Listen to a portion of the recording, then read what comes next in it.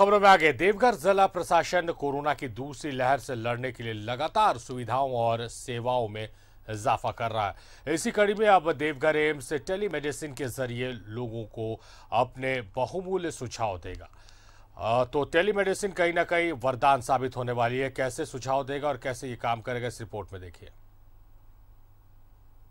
एक के बाद एक चुनौतियों का सामना करते हुए देवघर जिला प्रशासन लगातार कोरोना से जूझ रहे अपने जिले वासियों को राहत दे रहा है। जहां शुरुआती दौर में ऑक्सीजन जैसे जीवन रक्षक चीजों की कमी महसूस हुई, उसे दूर किया गया, तो वहीं देवघर पुराना सदर अस्पताल में 100 बेड तैयार किए जा रहे हैं।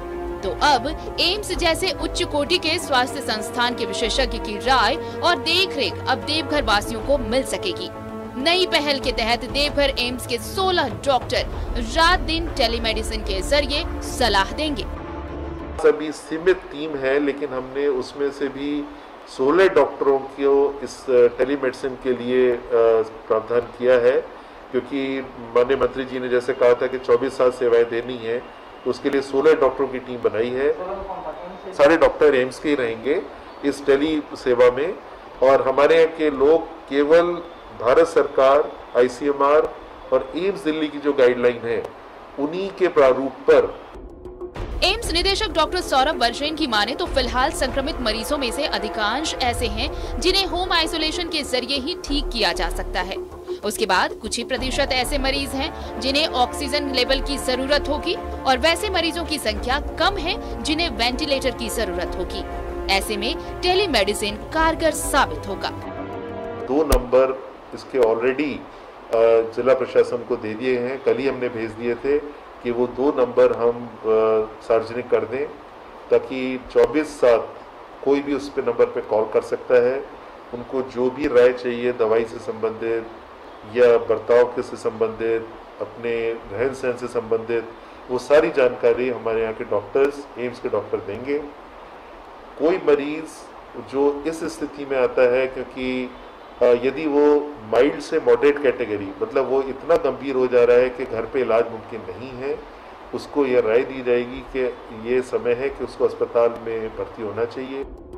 उधर जिला स्वास्थ्य विभाग इस खबर से काफी खुश है। कोविड नोडल पदाधिकारी डॉक्टर विधु विभो कहते हैं कि टेलीमेडिसिन के जरिए लोगों को घर बैठे ही विशेषज्ञों की राय मिलेगी, और दूसरी ओर जिला स्वास्थ्य विभाग पर बोझ भी कम होगा। लक्षणों के आधार पे अगर वहाँ पे जरा सा भी चिकित्सक को लगता है कि माइल्ड नहीं मॉडरेट है या सीवियर आ रहा है, तो उसको तुरंत वहाँ से सलाह दी जाएगी कि वहाँ के एक नोडल, हर एक अस्पताल के नोडल अफसर होंगे, उनसे कंसल्ट करके फलाने अस्पताल में आप जाकर अपने पेशेंट को शिफ्ट कराएं, और वहाँ उनको ससमय उचित व्यवस्था, जो भी ऑक्सीजन संबंधित होगा, जो भी दवाइयाँ होंगी, वो सारी उनको मिल जाएंगे। अभी जो हमारे घर में बैठे लोगों की मौत हो रही है, जो होम आइसोलेशन में, या वैसे लोग जिन्होंने जांच नहीं करवाया लेकिन लक्षण के साथ हैं, उनकी मौत घर में हो रही है, उस पर रोक लगेगा। और नंबर 2 कि बहुत सारे लोग अभी हैं कि जैसे सुनते हैं कि कोविड पॉजिटिव हो गए तो पैनिक होकर वो अस्पताल दौड़ने लगते हैं, जबकि उनको ऑक्सीजन की जरूरत नहीं होती है, दवा की जरूरत नहीं होती है, वो होम आइसोलेशन में ही ठीक हो जाएंगे। तो उन लोगों को भी सलाह अगर मिल जाए टेलीफोन पे ये चीज़, तो वो पैनिक नहीं होंगे। हमारे वर्क अस्पताल पे करीब 25% वर्क हमारा जो लोड है वो घट जाएगा। राज्य के कृषि मंत्री बादल पत्रलेख अपने देवघर दौरे पर JCD के PTI भवन पहुंचकर इस सेवा की औपचारिक घोषणा की थी। ये सेवा राज्य में अपनी तरह की पहली सेवा है। निश्चित ही अगर जिला प्रशासन एम्स प्रबंधन की अपेक्षा पर खरा उतरा और तालमेल सही रहा, तो इसके फायदे ही फायदे होंगे। न्यूज़ 11 भारत के लिए देवघर से मनीष की रिपोर्ट। तो कोरोना की दूसरी लहर ने जिस तरह से कहर बरपाया, जितनी तेजी से हम इसकी चपेट में आए, उतनी तेजी से हम इससे उभरने की कोशिश कर रहे हैं। सरकार हो, आम जनता हो, हर कोई अपने तरफ से प्रयास कर रहा है कि कैसे इस दूसरी वेव से हम जीत जाए और तीसरी लहर के लिए तैयार रहे कि तीसरी लहर अगर आती है तो उसका डटकर हम सामना करें। मनीष हमारे सहयोगी हमारे साथ लाइव जुड़े हुए, सीधे उनका रुख करेंगे। मनीष, जिस तरह से टेलीमेडिसिन के माध्यम से लोगों को राहत पहुंचाने की कोशिश है, अभी कुछ दिन पहले आपसे चर्चा हो रही थी कि देवघर में नए नए प्रयास किए जा रहे हैं कि देवघर वासी संताल में जो रहते हैं जो लोग, उनको सहूलियतें पहुंचे, सुविधाएं दी जाए। इसको इस कड़ी में एक और नई शुरुआत है, किस तरह से काम करेगी और कितना फायदा ये पहुंचेगा देवघर वासियों के लिए? देखिए मोबाइल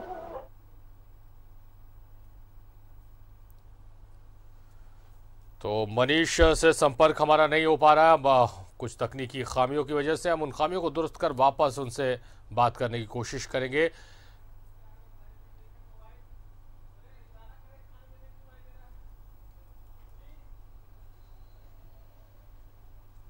तो मनीष हमारे सहयोगी हमारे साथ जुड़ गए हैं, लाइव हमारे साथ मनीष है। मनीष, आप हमको सुन पा रहे हैं?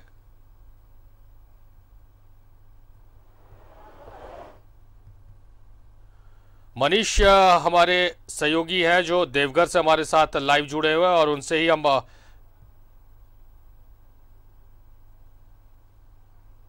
मनीष हमारे सहयोगी जुड़ गए हैं और उनसे ही हम चर्चा। मनीष, हमारी आवाज मिल रही है आपको? बिल्कुल बिल्कुल मिल रही है। मनीष, जिस तरह से जो सवाल था कि कोविड के इस दूसरे लहर को लेकर कई तरह की तैयारियां देवघर बाबा नगरी में की जा रही है, संताल में कई तरह की तैयारियां की जा रही है, उसी कड़ी में टेलीमेडिसिन की सुविधा भी लोगों को उपलब्ध कराई जा रही है। कितनी बड़ी राहत किस तरह से काम करेगा और क्या क्या नए नए प्रयास आप देख रहे हैं, क्योंकि दूसरी लहर से हम लड़ रहे हैं और तीसरी लहर के लिए हमें तैयार रहना है? निश्चित तौर पर देखिए शरीफ, ये बहुत बड़े कदम, हम कहेंगे बड़ा कदम, राहत देने वाली कदम होगी। और लगातार ये अलग बात है कि पहले सप्ताह में जरूर जिला प्रशासन तैयार नहीं था, ऑक्सीजन की कमी थोड़ी बहुत हुई थी, सिलेंडर कमी, लेकिन लगातार जो चुनौतियां थी, जो चैलेंजेस थे, उसके ऊपर विक्ट्री करते हुए जिला प्रशासन आगे बढ़ा और लगातार सुविधाएं बढ़ा जा रही है ताकि राहत मिले। जो संक्रमित परिवार है, मरीज हैं, जिनके परिजन हैं, काफी मिले, इसमें ये बड़ी राहत होगी। अभी हम डॉक्टर जो एम्स के हैं वहीं से हम ला रहे हैं और हमारे सामने ही फोन आया था देवघर डीसी का, आपस में चर्चा चल रही थी किस तरीके से इसे, तो फिलहाल 24/7 की बात की गई थी। बादल पत्रलेख मंत्री जब आए थे यहाँ 2 दिन के दौरे पर, तो वो गए थे एम्स में और डॉक्टर से मिले थे। इस पर 24/7 की बात चल रही थी, 24 घंटा। लेकिन अभी जो बातचीत हुई है उसमें थोड़ा सा बदलाव करने की बात, ये चर्चा चल रही है कि इसे 6 घंटे कम से कम सुबह दोपहर शाम करके, ताकि जब 24 घंटे का रहेगा अगर कॉल होने के लिए, तो हो सकता है कि लोग छोटी छोटी बातें भी, चूंकि अवेलेबल जो एम्स में जो डॉक्टर हैं और जो एम्स में सब विशेषज्ञ हैं, तो इसका इजी वे में न लिया जाए, लोग इसको गलत इस्तेमाल नहीं हो छोटी छोटी बातों के लिए, तो थोड़ा सा चैनलाइज करने के लिए, थोड़ा सा फोकस्ड होने के लिए, तो मुझे लगता है कि थोड़ा सा समय में हो सकता है बदलाव आए। लेकिन जो पर्पस है, जो मंशा है, वो यही है कि आइसोलेशन, जो होम आइसोलेशन है, वो सबसे जरूरी चीज है। क्योंकि आप जब डेटा देखेंगे तो मैक्सिमम लोग जो हो रहे हैं वो होम आइसोलेशन से, उनमें जो आता है, जो भी संक्रमण का जो सिस्टमेटिक जो भी आ रहा लक्षण, वो घर पे रहकर वो ठीक हो सकता है। उसके बाद आप जब देखेंगे तो कुछ लोग हैं जिन्हें ऑक्सीजन की जरूरत पड़ती है, लेकिन बहुत कम ही लोग हैं जिनको वेंटिलेटर की जरूरत पड़ती है।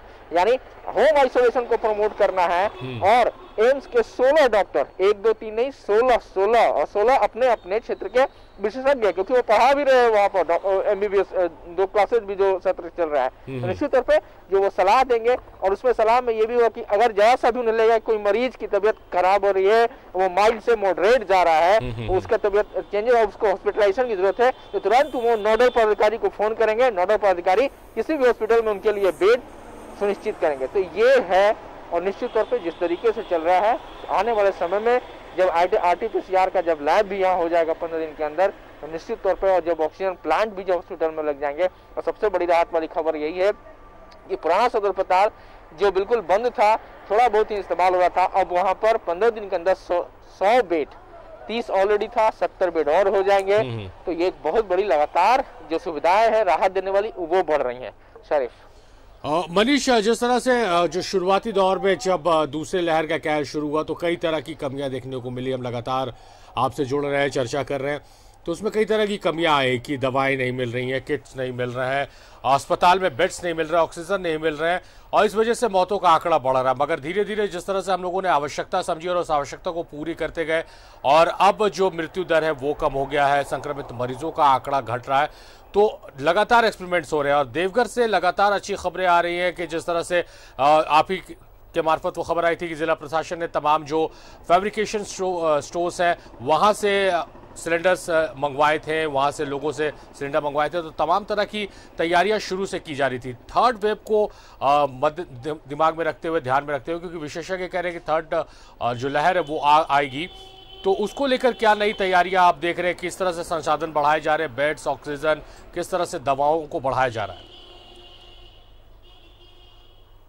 निश्चित तौर पर शरीफ, चूंकि थर्ड वेव भी आना तय है और आ भी चुका है, बंगाल में भी उसके ट्रेसिंग मिले ही हैं, तो झारखंड में छूता नहीं रह सकता है। लेकिन अगर हम उसमें सुविधाओं की बात करें तो अब मुझे जो लग रहा है कि स्ट्रैटेजी यही है कि एक लॉन्ग टर्म प्लान लेकर के चलने की बात है, ताकि प्लांट दो जगह लगे, ऑक्सीजन की प्लांट, बेड भी बढ़ाए जा रहे हैं। एम्स में ओपीडी, चूंकि ओपीडी देवीपुर के प्रखंड में चलता है, लेकिन वहाँ के सारे जो डॉक्टर्स हैं वो सभी संक्रमित होंगे, इसलिए ओपीडी अभी बंद है। लेकिन जैसे ही कुछ हैंड्स फ्री हो जाएंगे, कुछ लोग मिल जाएंगे, जो लोग ठीक हो जाएंगे, तो वहाँ ओपीडी चलेगा। इसके अलावा आप तैयारी की बात कर रहे हैं, सबसे जरूरी चीज है टीकाकरण, क्योंकि अब इस बात का एस्टेब्लिशमेंट हो चुका है, लोग इस बात को महसूस कर रहे हैं कि भले हम संक्रमित हो जाए दोबारा डोज लेने के बाद भी, लेकिन जो मेरी सहन शक्ति है, जो मुझे फाइट करने की जो अंदर में जो एक्स फैक्टर हम जिसको कहेंगे, वो बढ़ जाएगा। संक्रमित हो सकते हैं लेकिन वो फैटल नहीं होगा। तो मुझे लगता है कि इसीलिए जब 14 के बाद जब होगा जो ये इम्यूनाइजेशन का जो चलेगा टीकाकरण, उसकी भी तैयारी काफी जोर शोर से चल रही है। लगातार जो आला अधिकारी हैं, चाहे एम्स के डायरेक्टर हो या फिर डीसी प्रशासन हो, जिनके पूरे नोडल्स जो पदाधिकारी ऑफिशियल्स हैं, जो सारी चीजों को देख रहे हैं, लगातार डीसी लगातार वीसी करके, चूंकि बचना भी है, ये ह्यूमन कैपिटल तौर पर बचना भी है। और ये महत्वपूर्ण बात आपने बताई कि लोगों ने वैक्सीनेशन के महत्व को अब समझना शुरू कर दिया और जागरूकता लोगों के बीच आई है। बहुत शुक्रिया मनीष आपका, आप महत्वपूर्ण जानकारियों के साथ हमारे साथ